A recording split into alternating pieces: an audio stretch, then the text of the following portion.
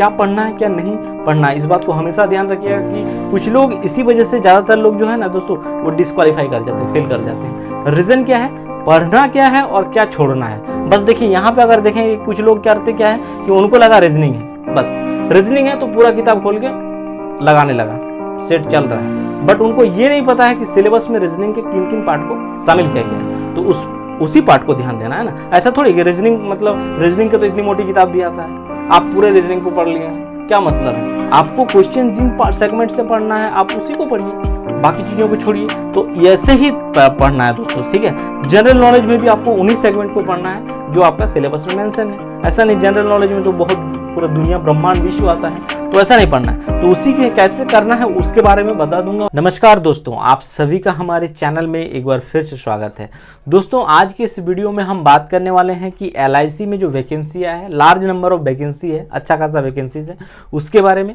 और दोस्तों आप सभी को एक बात कहना चाहूँगा, आप में से जितने भी लोग हैं दोस्तों, और गवर्नमेंट जॉब से अगर अपडेट रहना चाहते हैं और साथ ही गवर्नमेंट जॉब का प्रिपरेशन कैसे करें, ठीक है, स्टेप बाय स्टेप अगर बात करें दोस्तों, उसका भी वीडियो आपको मिल जाएगा, लिंक डिस्क्रिप्शन में। आप वहां से देख के दोस्तों मैं डेफिनेटली बता सकता हूं एक सटीक वे में बिना कोई भटकाव के गवर्नमेंट जॉब की प्रिपरेशन कैसे करें, जानकारी ले सकते हैं दोस्तों उस वीडियो से। तो चलिए दोस्तों आज हम बात करने वाले हैं LIC में जो वैकेंसी है, ADO का वैकेंसी है, और इसमें टोटल वैकेंसी दोस्तों वो है 9394 पदों की वैकेंसी है। तो इस वैकेंसी से रिलेटेड सारी चीजों के बारे में बताऊंगा, यानी एग्जाम पैटर्न, आपका एजुकेशन क्वालिफिकेशन क्या रहेगा, किस जॉन वाइज वैकेंसी है, आपका एज क्या होना चाहिए, एग्जाम फी क्या होगा, इन सभी चीजों के बारे में बताएंगे और बहुत ही क्लियर क्रिस्टल तरीके से बताएंगे, चीजों में कहीं कोई असुविधा नहीं रहेगा। आप एलिजिबल हैं तो बिल्कुल भर सकते हैं, नौकरी ले सकते हैं, ठीक है। अब देखिए दोस्तों ये जो टोटल वैकेंसी है, सबसे पहले जाने की ADO की वैकेंसी है। ADO का मतलब है दोस्तों अप्रेंटिस डेवलपमेंट ऑफिसर की वैकेंसी, जो कि LIC में आता है, यानी लाइफ इंश्योरेंस कॉर्पोरेशन। आप में से हर लोग जानते हैं LIC के बारे में, नाम सुने होंगे, तो उसी में ये ADO की वैकेंसी है, ऑफिसर की वैकेंसी है दोस्तों। तो इसमें देखेंगे दोस्तों तो हर जोन वाइज वैकेंसी है, ठीक है। देख सकते हैं टोटल वैकेंसी 9394 पद है इसमें टोटल वैकेंसी।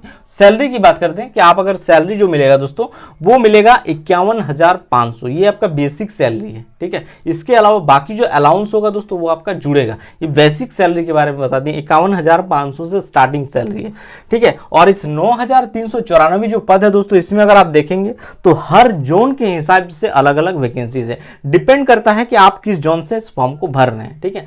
नॉर्थ जोन में अगर भरते हैं आप तो है 1216 पदों की वैकेंसी। नॉर्थ सेंट्रल जोन में भरेंगे तो 1033 पदों की वैकेंसीज है। सेंट्रल जोन में देख सकते हैं 561 पद है। ईस्ट सेंट्रल जोन से अगर आप भरते हैं तो 669 पदों की वैकेंसीज है, ठीक है। वहीं पे ईस्टर्न जोन में अगर आप भरते हैं तो 1049 वैकेंसी, साउथ सेंट्रल में भरते हैं तो 1408, और साउदर्न जोन से भरेंगे तो 1516, और वेस्टर्न से भरेंगे तो 1942 पदों की वैकेंसीज है। यानी सबसे ज्यादा वैकेंसी दोस्तों आपको है वेस्टर्न में, ठीक है। आप जहां से चाहे भर सकते हैं, ठीक है। ऐसा कोई मान्यता नहीं, ये नहीं है कि आप इस जोन से हैं तो आप यहीं से भरेंगे, ठीक है। ऐसा कोई इसमें कंडीशंस नहीं है, आप किसी भी जोन से भर सकते हैं, ठीक है। सिर्फ आपको इंडियन होना चाहिए दोस्तों, आप citizen, you are citizen of Indian, ये चीज होना चाहिए, ठीक है। तो ये रहा जोन वाइज वैकेंसी।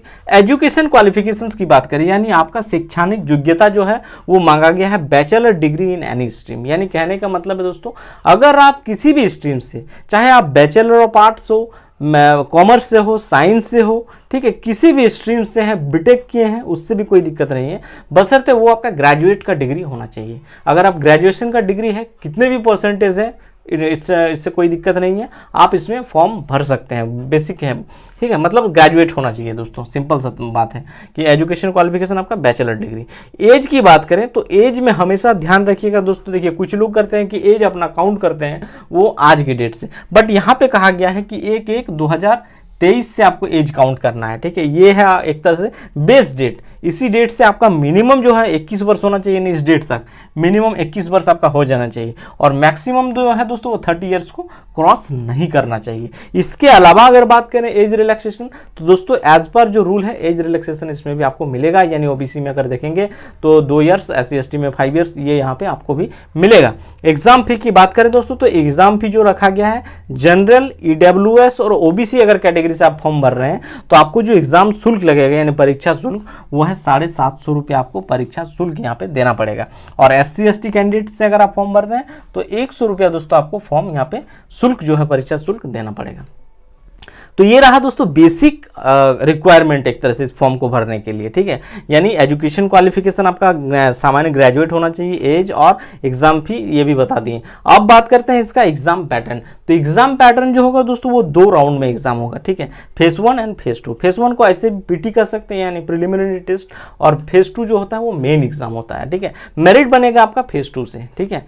तो फेज 1 जो होगा दोस्तों जो आपको फेस करेंगे ये है, देखेंगे तो यहाँ पे 3 सेगमेंट को डाला गया है, यानी रीजनिंग से क्वेश्चंस पूछा जाएगा, फिर न्यूमेरिकल एबिलिटी। न्यूमेरिकल एबिलिटी कहने का मतलब है दोस्तों मैथ्स जो होते हैं एक तरह से एडवांस मैथ, जिसमें कंपाउंड इंटरेस्ट हो गया, एल्जेब्रा हो गया, ट्रिगोनो हो गया, ज्योमेट्री हो गया, सारे चीज़ों से रिलेवेंट सारी चीज़ों को मिला के क्वेश्चन पूछे जाते हैं। और तीसरा जो हो गया वो इंग्लिश लैंग्वेज, जिसमें से 30 क्वेश्चन पूछे जाएंगे, और ये है क्वालिफाइंग नेचर का। इस बात को हमेशा ध्यान रखिएगा कि इंग्लिश आपका क्वालिफाइंग नेचर का है दोस्तों, सिर्फ क्वालिफाई करना है, यानी 30 में से बहुत मिनिमम एक 30% जो मार्क्स होता है वो आपको लाना है, क्वालिफाई कर जाएंगे। बाकी आपको मार्क्स जो बनेगा यानी प्री क्वालिफाई जो करेंगे वो आपका इसी बेसिस पे होगा, यानी 35, 70 जो क्वेश्चन है यहीं से आपको आप क्वालिफाई करेंगे, मेरिट बनेगा, ठीक है। तब जाकर आप फेज 2 में जाएंगे।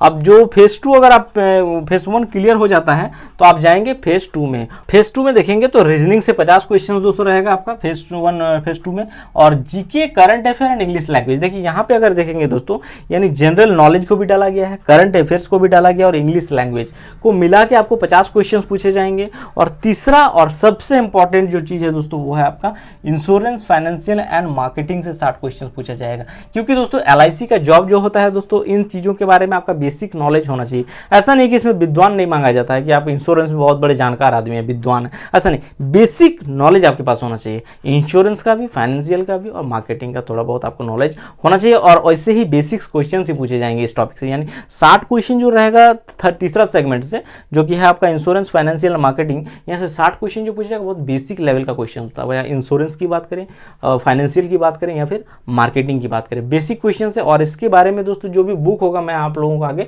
सजेस्ट करूंगा कि आप इन किताब को पढ़ के आसानी से 60 में से 40-50 क्वेश्चन कर सकते हैं। बहुत बेसिक क्वेश्चन होते हैं, ठीक है। और general knowledge, current affair, English language, reasoning, ये सारी चीज़ों के बारे में दोस्तों आगे मैं आपको बताऊंगा कि इसका कंप्लीट सिलेबस, यानी रीजनिंग में देखेंगे तो रीजनिंग में कौन कौन सा पार्ट पढ़ना है, ठीक है, उसके बारे में बताऊंगा।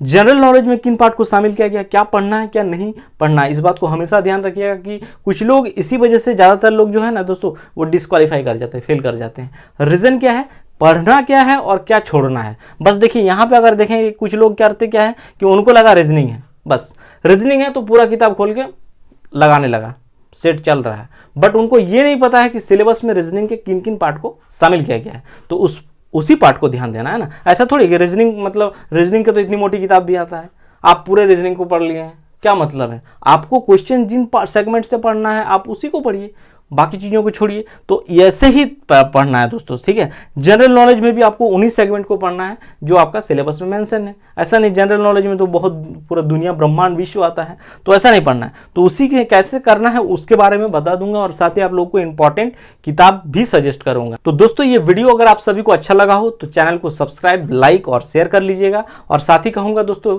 लगातार अगर गवर्नमेंट जॉब से अपडेट रहना चाहते हैं तो दोस्तों बेल आइकन को जरूर प्रेस करिएगा, ताकि लेटेस्ट वीडियो की जानकारी दोस्तों आप तक जल्द से जल्द पहुंच सके। Thank you.